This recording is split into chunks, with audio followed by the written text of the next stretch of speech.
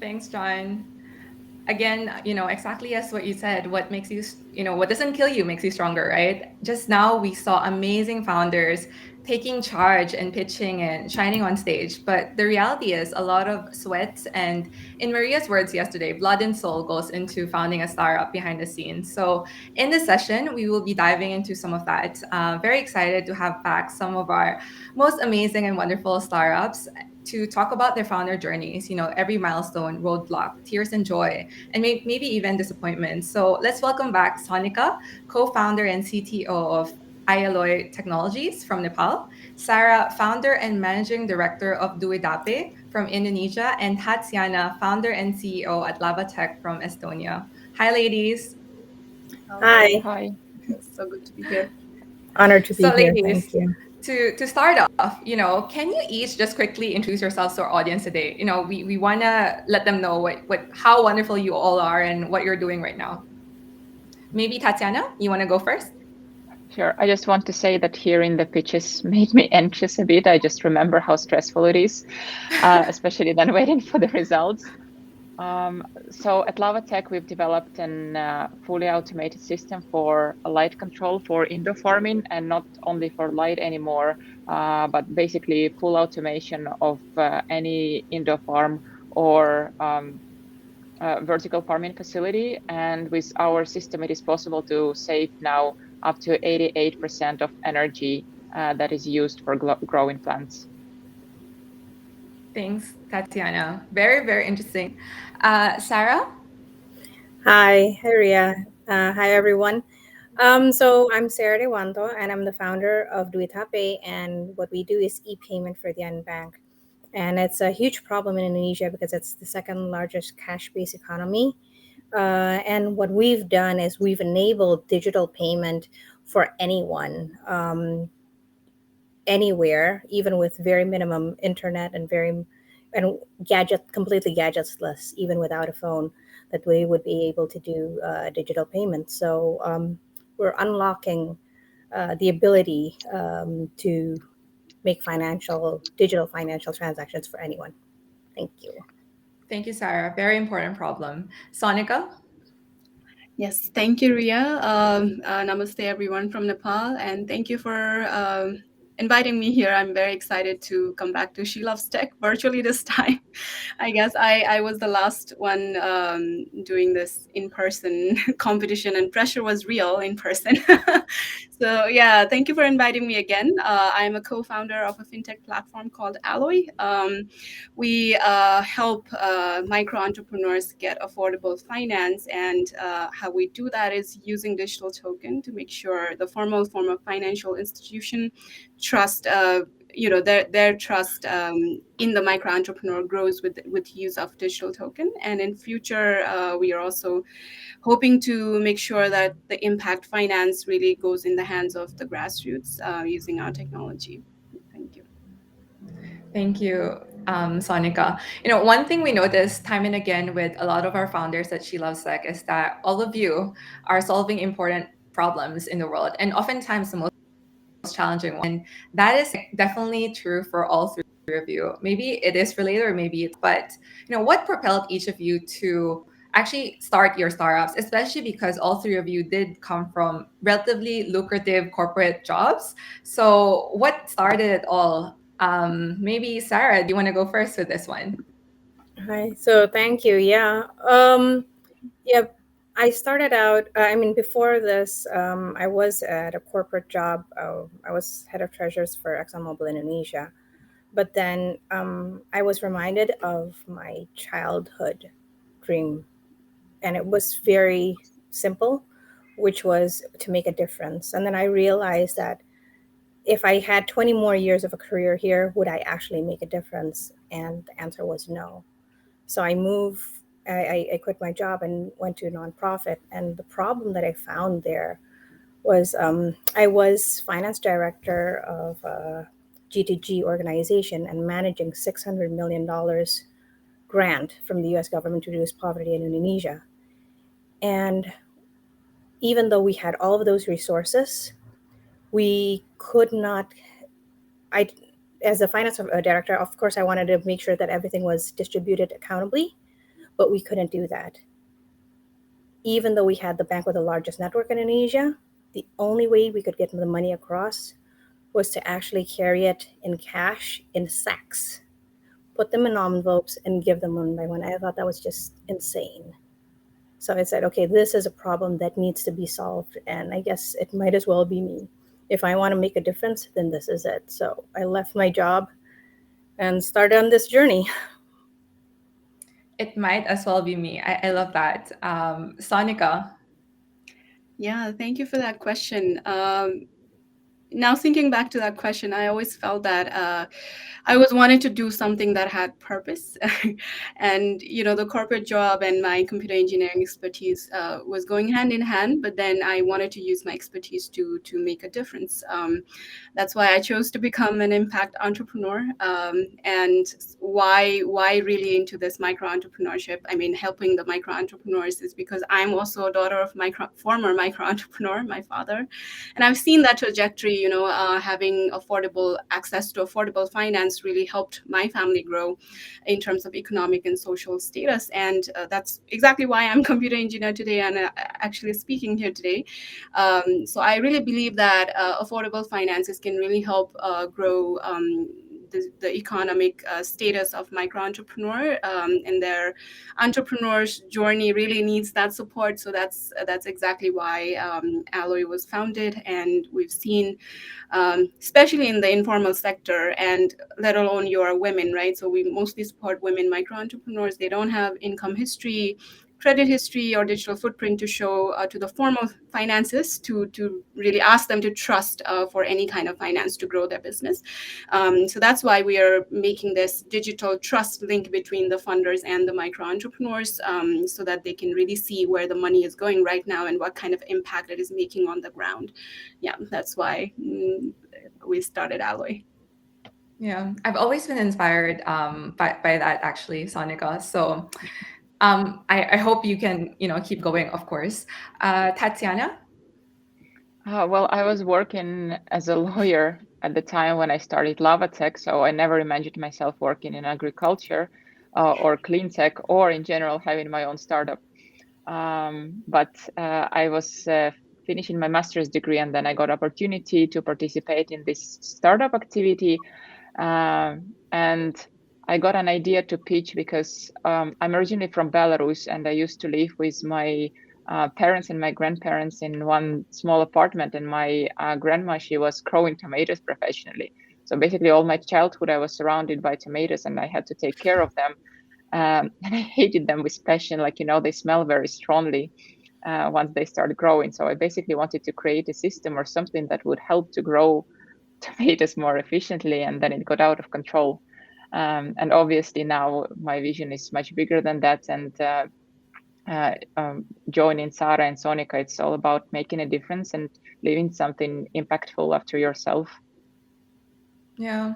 No, I love how the three of you, kind of just really found something that you were really passionate about, a problem you wanted to solve, and then just decided, hey, I want to be the one to solve it, basically, and just went and did it, right? And I think that's definitely a commonality between a lot of the startups actually within She Loves Tech. So every day I get inspired by all of you actually, and I don't stop getting inspired. But like actually that sounds great and all of that, but actually, first of all, the challenges that you're trying to solve are very, very big, right? They're not like you just create a product and that's it, right? There's a lot of steps that you probably need to take to be even be able to execute it, right? And more importantly, you've just started. You're in relatively still in the early stages, right? Of this very long startup journey. So, can I ask, what have you found to be the hardest in this journey? Especially, Tatsiana, maybe, I can start with you Yeah. because, ever since I met you, I feel like you have everything handled. It's like, oh, I'm like jet setting all over. I'm winning awards left and right. And I haven't really seen you in a different way, right? But, maybe like there's a lot of things that we don't know about. And maybe can you Uh, share a little bit about that? like obviously, basically, once you're in a startup world, once you're building your own business, you need to put pants on and like man up you don't have a chance to be weak, because in general, if you're a woman leading a company, you need to prove yourself 10 times harder than any man has. You know, you need to have a better track record, better performance, better team, better technology. Like, you need to be better at everything. Otherwise, no one even gonna take you seriously. And whenever you join the next goal, the next step, you need to prove yourself all over again. Um, uh, Unfortunately, awards, I mean, it's very good for PR. It's very good for self-confidence, but for your business performance, they don't really matter. Anything that matters is, you know, the number of clients and your growth and the impact that you make with your company. So just female founders have much less opportunities to show their problems on stage, let's put it that way. Yeah. That's it. And I guess that's why we're having this conversation, right? And I hope that, we Exactly. could kind of let everyone know that it's okay. Although it seems like it's a lonely journey, but actually there's a whole community of a lot of us right out there. And so would you say that the hardest part in everything is being, so in your words, would it be like being a female and having to prove yourself every step of the way? No, Is the that it? hardest part is to be a man most of the time. Okay. Yeah, that's Like, true. yes, we are female, but um, yeah, I need to be like much tougher at work, much more goal oriented. You know, in like, as females, we have this desire to make an impact and create something that is actually perfect and suits other people. But that's unfortunately not how business world circulates. So yeah, at least for me, it's the biggest problem, that you need to change your attitude in order to be successful and in order to actually be able to make an impact in the future. That's true. I mean, yeah, we're all women, right? Why do we need to act the I opposite mean, you gender? know, Yeah. I, I have a child, and when I'm traveling, everyone is asking, like, you know, everyone is opposing that. Oh, you're traveling so much. Like, who's taking care of your kid? Kid is like probably feeling bad. No one ever gonna ask men on a work trip, oh, you're probably, you know, not a good enough father because you're not spending enough of time at home, or like, you know, you work long hours. What about your kids? So yeah, And how do you usually respond to that? I'm responding to you ask that those questions to men as well. Exactly, exactly. I mean, I guess that's one of the problems that society has right now as well, because that's the illusion that we're giving men as well. That hey, every like with maternity leaves and limitations on paternity leaves, for example, right? So that's something that needs to change definitely. But Sarah, you also have a family. You're also Mhm. married and you also have kids. Do you face the same challenges, or do you have others to share in terms of you would say like the biggest challenge that you face as a founder? Well, I'm very lucky that my family has been unbelievably supportive. Especially my husband has been really, really supportive, and so has my children. And probably my children are a little bit older, so actually, me going on this journey is also teaching them a lesson on sur- on on, on surviving and going forward. But I think what the most difficult thing is just very basic, that now as a founder and also as CEO of a company, you're responsible for the dream, the vision, as well as your team. And it's the simple things like making payroll, and making sure. And so I think like one of the lowest points before I had when we were still bootstrapping, and I couldn't find an investor at all.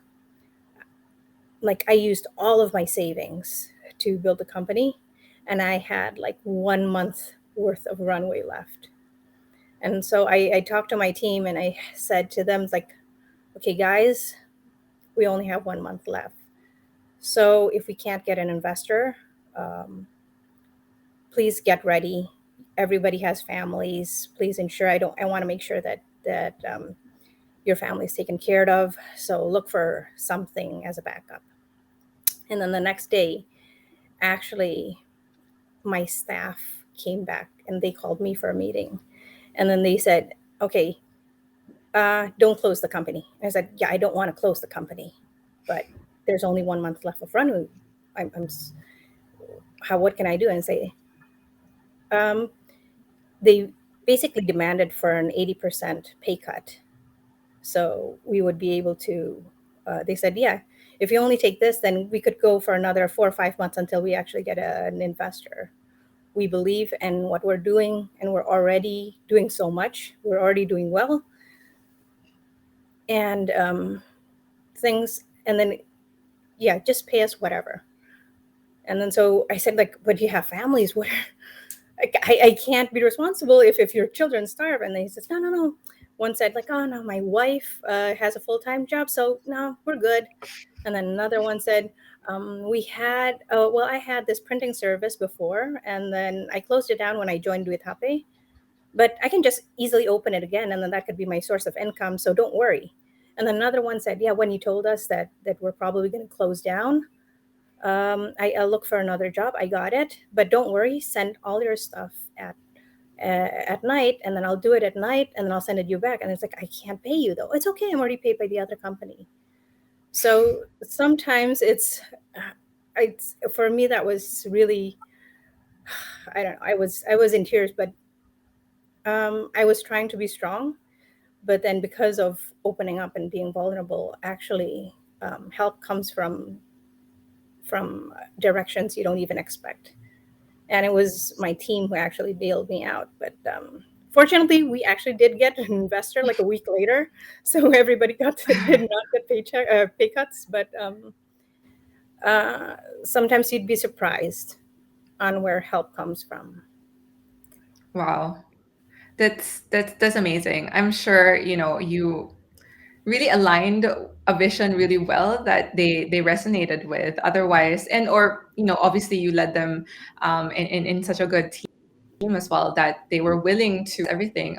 And speaking about team, that's definitely is, I would say, one of the potentially like unforeseen challenges when people think about like startups. They always think about the products. They always think about how to build it, how to scale it, all of it. But actually, team is a huge component, right? And Mhm. it could make or break you, actually. Exactly. And I love what you shared, because actually, if you have a solid team like that, I guess, like you said, it's 1 week later you got the funding, and I'm sure the team was a huge part of that as well. If not, without them, you wouldn't be able to have achieved that, right? So that's really Definitely. amazing. Sonika, I want to come back to you. you know, um, Sarah was just like talking about fundraising, and on one hand, yes, you are a platform providing microfinance, right, or at least like bridging microfinance to people who need it. But what about you? In terms of fundraising, have you faced any obstacles in your journey so far? And how have you maybe either learned from them, or what have you done to cope with that? Mhm. Yeah, first of all, Sarah and the team, I felt so inspired with what you shared, and I really loved it. Thank you for sharing that. Yeah, in terms of fundraising with Aeloi, we haven't actually started raising the round yet. Uh, if I look back, how we started was again with our own savings and bootstrapping, as Sarah said. And We were very fortunate that we were able to land ourselves with few of the funding, and it was grants. And this is also to remind all the founders, not just female, any kind of founders, to look for money. There's a lot of free money that you can really survive on during your validation period of the startup. So don't run to fundraising on day one, basically. So that's how we have been going on right now. And starting next year, we are starting our fundraising round. So that's where uh, not very experienced of the VC round or anything, but we are moving towards that direction, and we definitely see the potential there. But until now, we have been very fortunate with a lot of organizations, national and international organizations, trusting in our impact journey and to see where that funding will take us, right? So actually we started with a 3,000 euro grant funding. That's how we started a very, very small pilot back in 2019. And with that smaller pilot, we were able to gather enough data to say, okay, now give us more money, right? So after that, we were able to, get 45,000 euro in the second phase. And that's just one of the few that we were able to get.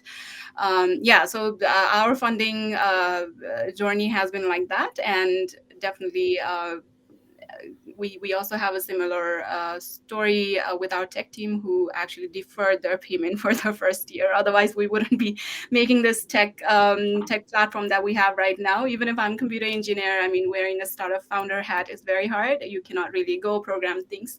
So a very experienced tech team backed us on the first year with no payment, and the second year was very fortunate for us that we had a lot of funding to actually pay them. And so that's how our funding journey has been, and fingers crossed for next year. And how much are you raising, if you're willing to share? This is a stage. Tell us. Actually, I told you we are still figuring things out, but we might be raising the pre-seed round to $50,000. Yeah. All right. So investors, please keep watch, and please, let us know if you're interested in Sonika. We will definitely connect the both of you. Right. So, I'm glad that you mentioned, grants and, other sources of funding, because you're right. There are different paths to being a founder, right? Fundraising is not the sole, I guess, the sole tool, right? And it is just a means to an end anyways, right? What you want is really to scale your business and to make it work, especially for businesses like yours that are trying to solve the problem that we're all facing right now, right? So we obviously, Sonica, the last time I saw you was like 2019. Sarah, last time I saw you was 2017. No, 2019 as well. No, 2020, sorry, 2020, last year, just before COVID, actually. And that's kind of the big elephant in the room, right? It's been almost 2 years since it has happened to all of us, right? We are facing it right now, and we're still experiencing it. I'm just wondering, how have you all been during this time, during COVID? And are there any sort of developments that you can share with us? Maybe Sarah? Hi, thank you, Ria. Yeah, I mean, COVID has been a huge has been a huge thing on for us. So first, when it hit, just like everyone else, we were like, okay, what do we do now? Because we still like visited people, and there was still a lot of like physical meetings, and then we kind of like it took us probably like a 2 weeks until we regroup. Okay, this is what we're going to do. Blah blah blah blah, and we made everything digital. We made everything online, and then so it was good because then that actually kind of like was an epiphany for us, because then we're doing everything online. It's like, hey, wait a minute, if we're doing everything online, it doesn't matter if it's like in the same city or if it's on another island. And then so that kind of like we it just the case suddenly geography doesn't matter anymore. And so we did that, and we kind of and we were able to service people in like the smallest remote village wherever, without even leaving our homes. And it was really a breakthrough for us, and we managed to grow 13 times in 2020.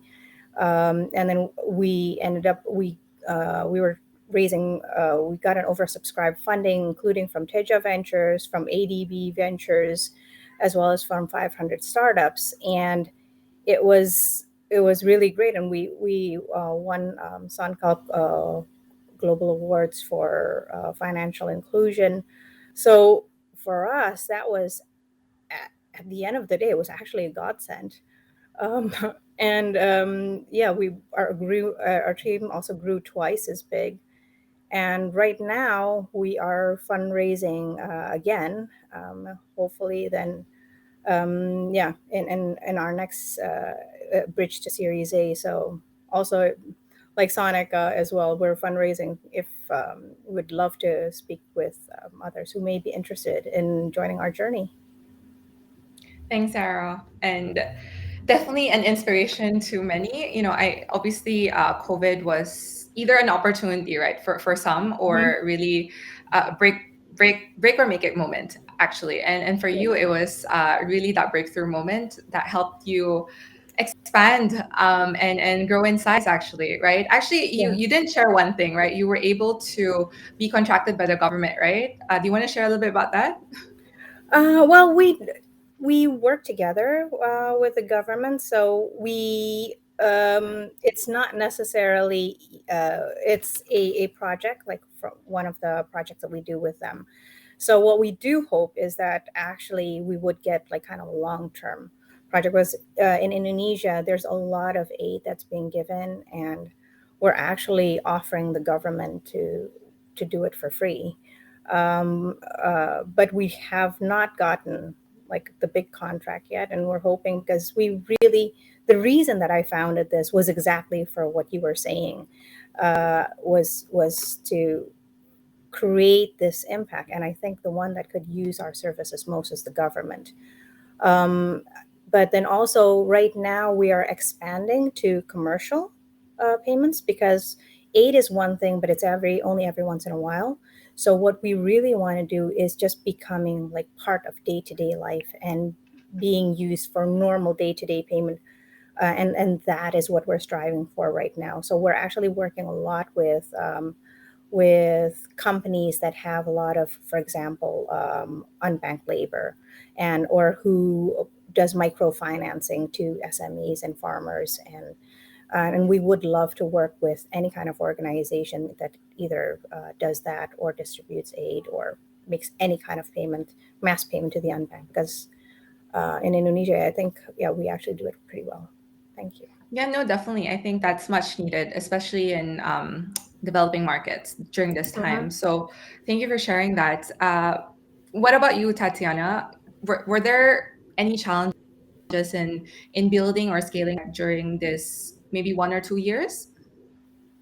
Well, there have been because we're partly hardware and we need to conduct R&D. So, firstly, it was a bit problematic, especially when COVID just started. We didn't really know what to do. You can't go to the office, but uh, we were not, we're not fully software startup, so we can't just operate from homes. Like we can't distribute our R&D and like robots and machinery, to just apartments or something.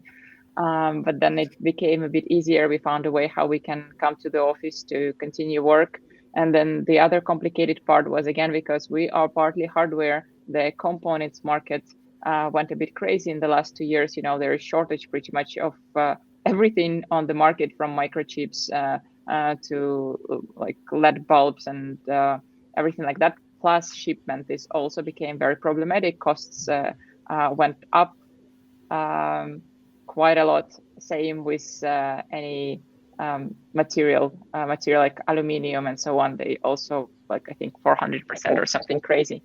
So we had to recalculate everything, find different suppliers, find a way to have suppliers closer to us, so that we don't need to deal with shipments and so on and so forth. But then also it has been really wonderful 2 years, because a lot of countries and companies realize that they want to produce locally, specifically because of the shipment problems, and they realize that they want to have production like nearby, near the cities and so on. So a lot of vertical farming, a lot of new greenhouses has been opening. So client base has only been growing as a pipeline as well.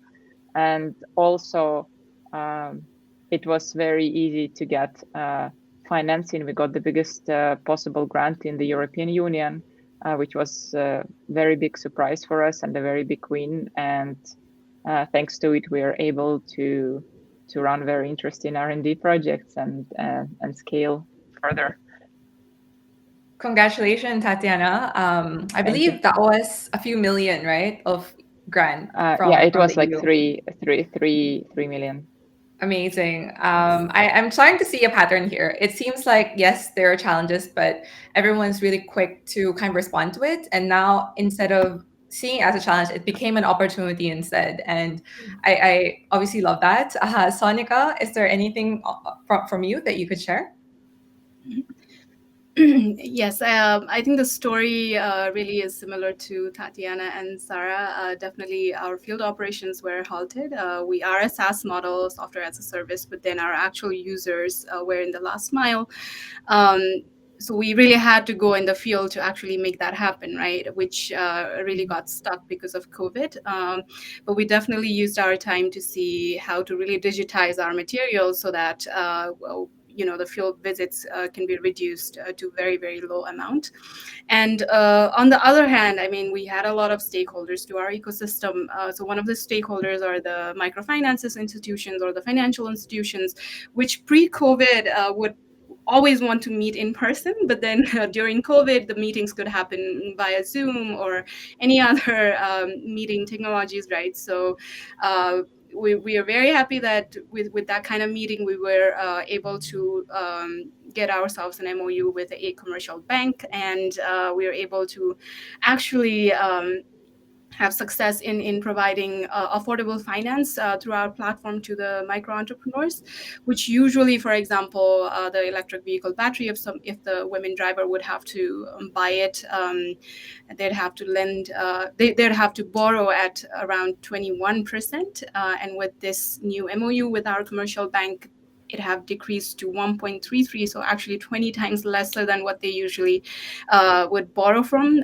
So yeah, that's something had been pretty successful. And another bright side is we really grew our team during COVID. Surprisingly, I mean, we didn't have to ask anyone to leave. Actually, we built a good team culture of remote working. For example, if something like COVID happens in the future, we are ready for that, basically. So yeah. Amazing. As I said, I'm seeing a pattern here.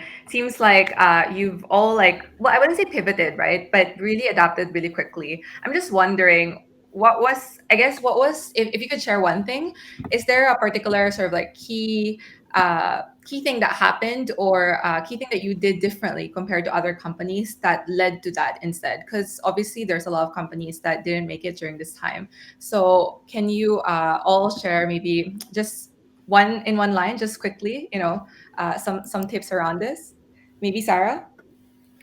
Well, one of the things that this really opened was that other people's willingness, because also like Sonica, we work with the last mile, and now we do trainings with like a super micro store in the middle of a village, in the middle of the jungle, somewhere. It's And they are willing to have like it through YouTube and Zoom, which is something that was not even comprehensible before.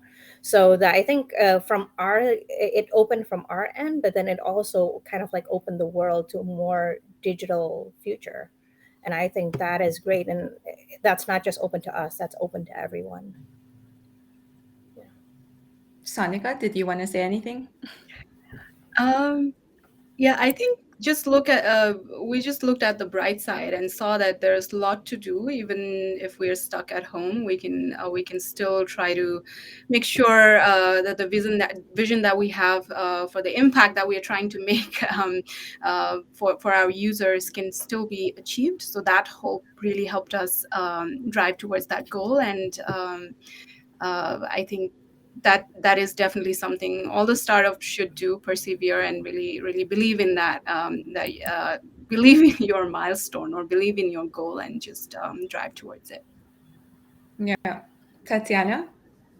Well, you just don't have opportunity really to give up or not do or not figure things out, because as Sarah mentioned, you have a team to take care of. You can't just like, oh, well, COVID, well, sorry guys, we're gonna fire you, like we are closing, like definitely not happening. So you just sit together and you find a ways how to work around the current problems. That's exactly why your team is there, and yeah, and you're responsible for them. So you need to work just harder and more till you figure things out and you're sure that you can take care of them and hopefully even grow meanwhile. Yeah, that's true. I mean, believing in your goal, working with your team you have the team, right? Exactly. You need to build the right team. Actually, you need to build the right team, work with them, solve the problem, and just never give up, basically, right? When faced with a problem and seeing it as an opportunity, I think, rather than a point of crisis is, I think, the most important thing. I think it never occurred to you all that, hey, this is a huge challenge I cannot solve. I think that's the key thing, actually, that I get from all of your insights right now. I think we have maybe one time for one more question. So I just want to wrap up this session. We've spoken a lot about challenges and some of the ways that you have maybe not just avoided these challenges, but really solved and thrive during these various moments and milestones in your businesses. But can I ask, then the day of your female founders, and do you think that being a female founder has been an advantage or a disadvantage to all of you? Both. I mean, like on one thing, it's easier to be memorable. You're more resourceful. You have different view angle on a lot of problems. But then on the other hand, statistics not gonna lie. In Europe last year, out of 100% founders in clean tech industry, the companies has that with female founders that been funded are only 0.7%. It's not even 1% of female founders. So it's just numbers, it's just statistics, and we have what we have. Yeah. I think it says more than any words. Yeah, no, for sure. I think the global average is around 2%, but obviously last year in Europe it's even less than that, right? And no one's even aware. That's the key thing, I think, and that Yeah, is so really challenging. when I'm talking with investors, I normally bring it up because I just interested to hear what they think the percentage is. And normally I hear numbers like 30, 35%, and they're like, oh, well, it's low, like 30, 35%. And I'm like, you're so wrong. You have no idea. It's 0.7. And it's surprising for me because, they need to know their portfolio and they don't have that many female founders. So where do Yeah, they get those numbers in their head of 30%?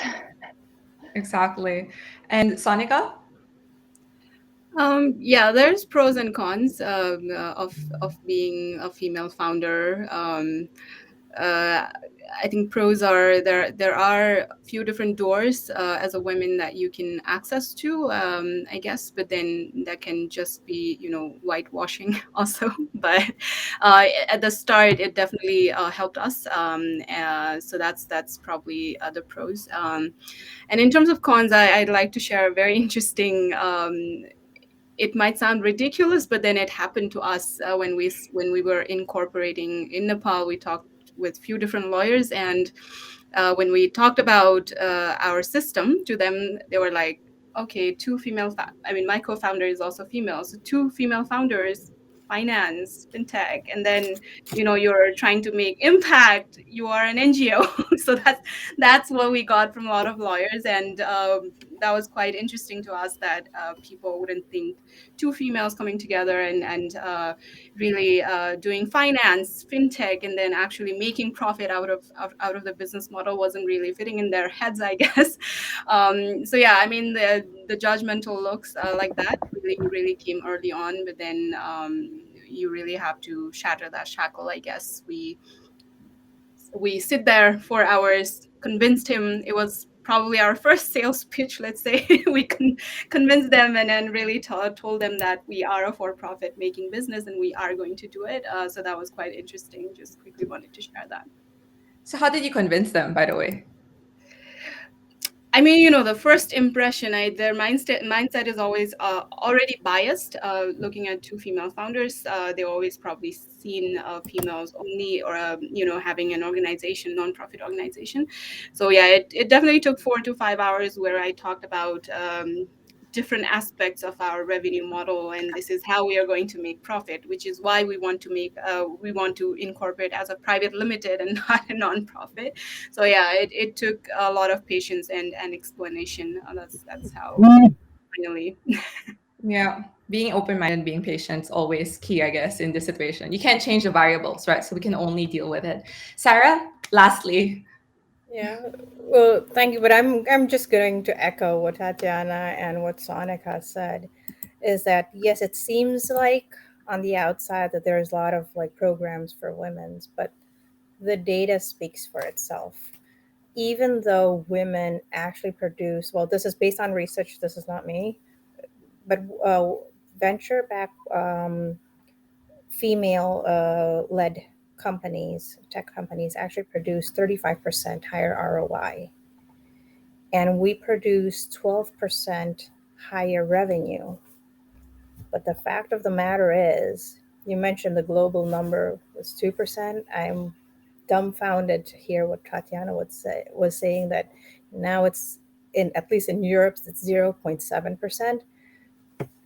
The logic doesn't make sense. There needs to be a change because it's illogical that we produce 35% higher ROI, 12% higher revenue, but only get 0.7 up to 2% of the funding. So I really thank like She Loves Tech, also Teja Ventures, who have been like consistent and and really really working on this. So thank you so much. Really appreciate it.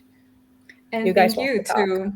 to all three of you, Sarah, Sonika, Tatiana, for having the courage to start your businesses and joining us here today to just talk raw and honestly about your journeys and sharing them with the other fellow founders, hopefully who have gotten a lot from this sharing session. And with that, we're at the end of the session. Thank you so much to the three of Thank you. you. Investors, please reach out to Sarah, Sonika, and Tatsiana. Dhewanto, Aeloi, and Lavatech. They're all fundraising right now, and they're all amazing, very commercial, very impactful businesses. So please, the only way to close the funding gap is to actually fund it, right? All right. Thank you so much, everyone. Back to you, John.